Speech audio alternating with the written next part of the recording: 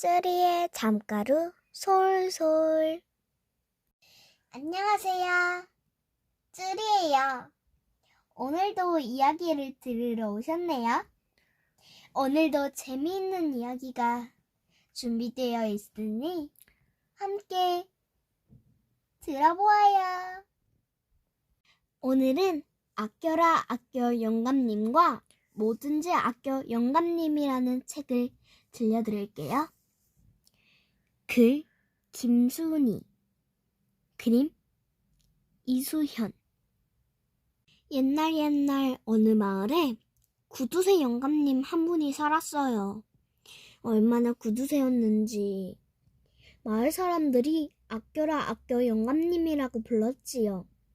영감님네 밥상엔 언제나 반찬이라곤 간장 한 종지뿐이었어요. 그나마도 아끼고 아껴 먹느라 젓가락으로 콕 찍은 간장에 밥 한 숟갈 그랬지요. 그뿐이 아니었어요. 이 영감님이 물을 얼마나 아껴 썼냐면 쌀 씻은 물에 세수하고 세수한 물에 걸레 빨고 걸레 빤 물은 나무에게 주고 그러고도 아까워서 아이고 아까워라 아까워 그랬지요. 그런데 그 동네에 둘째가라면 서러워할 구두쇠 영감님이 한 분 더 살았어요. 이 영감님은 또 얼마나 구두쇠인지 사람들이 뭐든지 아껴 영감님이라고 불렀지요.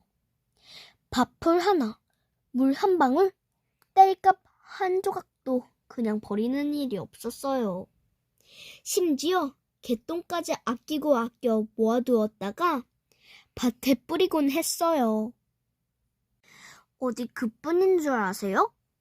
초 닳는 게 아깝다고 잠도 일찍, 발 씻을 물도 아깝다고 병아리 눈물만큼 조금, 신발 닳는 게 아깝다고 사람들이 안 보는 데에서는 맨발로 성큼성큼 그랬어요. 어느 날 아껴라 아껴 영감님이 뭐든지 아껴 영감님 집에 갔을 때였어요. 마침 뭐든지 아껴 영감님은 마루에 혼자 앉아 엿을 먹고 있었지요. 뭐든지 아껴 영감님은 집으로 들어서는 아껴라 아껴 영감님을 보고 깜짝 놀랐어요. 맛있는 엿을 나눠 먹자니 아깝고 안 주자니 체면이 안 서고 어쩌겠어요. 못 보고 못 들은 채 엿을 날름 한 입에 넣었지요. 그 모습을 보고 아껴라 아껴 영감님이 말했어요.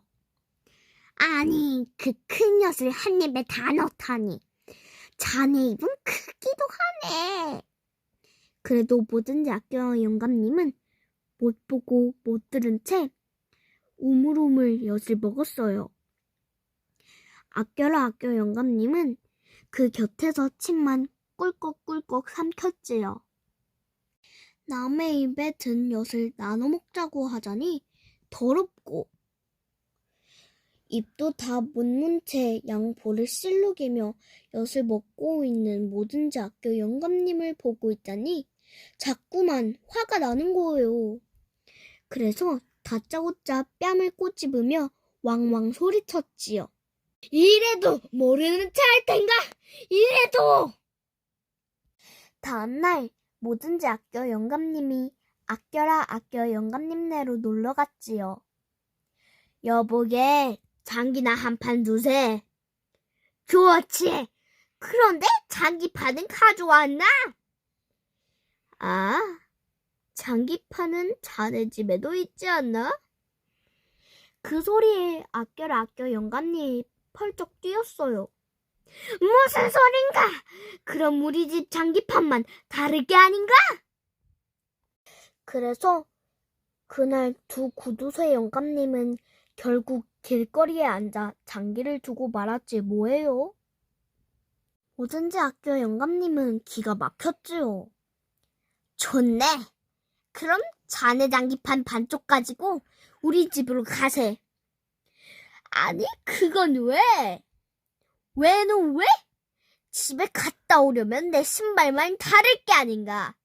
그러니 우리 집으로 가세. 아껴라 아껴 영감님도 질세라 소리쳤지요. 좋아. 자네 집까지 가려면 내 신발도 다를 테니 중간에서 만나세. 다음날 개구리가 개굴개굴 울어대는 논뚝길에서 아껴라 아껴 영감님네 아들하고 뭐든지 아껴 영감님네 아들이 마주쳤지요. 아, 여보게 잘 만났네. 그렇지 않아도 자네 집으로 망치를 빌리러 가던 참인데. 이런, 나도 자네 집으로 망치를 빌리러 가던 참인데. 그래서 두 아들들은 망치를 빌리러 가다가 털레털레 빈손으로 집으로 돌아왔어요. 아들이 빈손으로 돌아온 까닭을 말하자 아껴라 아껴 영감님이 그랬지요. 아, 네 그런 구두쇠는 처음 봤네. 세상에 망치 없는 집이 어딨다고. 할 수 없군. 얘야, 우리 집 망치를 꺼내오너라. 뭐든지 아껴 영감님도 아들이 빈손으로 돌아오자 그랬어요. 나보다 더한 구두쇠 같은 이라고. 할 수 없지. 얘야, 우리 집 망치를 가지고 오너라. 매미가 맴맴 쉴 새 없이 울어대는 더운 여름날이었지요. 마을 정자에서 아껴라 아껴 영감님과 뭐든지 아껴 영감님이 만났어요. 아, 덥다. 아껴라 아껴 영감님은 부채를 반만 채우고 부채질을 했어요.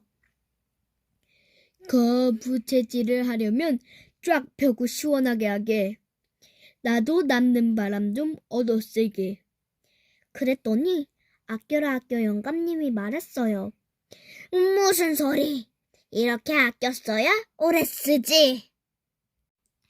그러자 뭐든지 아껴 영감님이 부채를 쫙 펴더니 고개를 오른쪽 왼쪽으로 계속 돌리는 거예요. 아껴라 아껴 영감님은 어이가 없었어요. 자네 지금 뭐하는 겐가? 고개 아프게. 그랬더니 뭐든지 아껴 영감님이 말했어요. 이렇게 부채질을 하면 이 부채를 아들, 손자까지 쓸 수 있다네. 고개 아픈 것 좀 참으면 되지만 부채를 또 사려면 얼마나 아깝나. 세월이 흘러 아껴라 아껴 영감님 딸이 시집을 가는 날이었지요. 동네 사람들 모두 달걀이니 보리쌀이니 선물을 들고 왔어요. 그런데 뭐든지 아껴 영감님은 빈손으로 오더니 남보다 더 많이 먹고 그냥 가는 거예요. 그것도 12명이나 되는 식구들을 데려와서 말이에요. 아껴라 아껴 영감님은 무척 화가 났지만 딸이 시집 가는 날이라 꾹 눌러 참았지요. 다음날 아껴라 아껴 영감님은 뭐든지 아껴 영감님네로 뛰어갔어요. 아니, 그런 법이 어디 있나? 남의 잔치에 빈손으로 와서 먹고만 가다니. 그랬더니 뭐든지 아껴 영감님이 말했어요. 마음속으로 자네 딸 잘 살라고 수도 없이 빌었네. 그보다 더 큰 선물이 어디 있나? 아껴라 아껴 영감님은 할 말이 없었지요. 그때 아껴라 아껴 영감님 눈에 구멍 뚫린 문을 막아놓은 청첩장이 보였어요. 그럼 나도 이 청첩장을 마음으로만 보낸 것으로 하고 이것은 다시 떼어가겠네. 그러고는 청첩장을 떼어 집으로 오려는데 뭐든지 아껴 영감님이 뒤따라오며 소리쳤어요. 여보게, 가져가려거든 청첩장이나 가져가지. 그 뒤에 붙은 내 밥풀은 왜 가져가나? 그 뒤로도 두 영감님은 아웅다웅 다투며 변함없는 구두쇠로 오래오래 잘 살았대요. 이야기 잘 들으셨나요? 아휴, 저런 구두쇠들은 얼마나 아껴 쓰는 걸까요? 그럼 저는 다음에 더 재밌는 이야기를 들고 올게요. 모두 잘 자요. 잠가루 솔솔.